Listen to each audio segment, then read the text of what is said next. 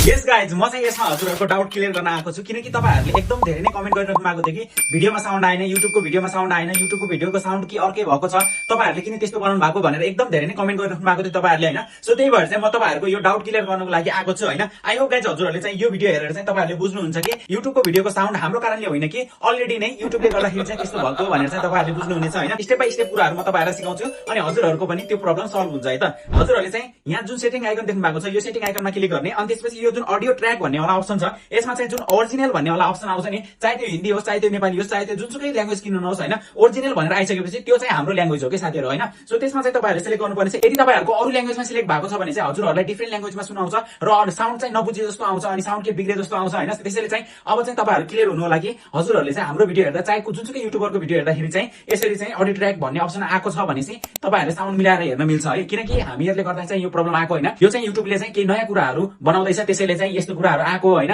तपाईहरु चाहिँ अब धेरै कन्फ्युज नहुनु होला कि यो के कारणले गर्दाखेरि भएको होला किन भएको होला भनेर चाहिँ धेरै कन्फ्युज नहुनु होला साथीहरु। अब चाहिँ युट्युबको भिडियो हेर्दाखेरि चाहिँ यसरी कहिले पनि चेक गर्नु होला है त।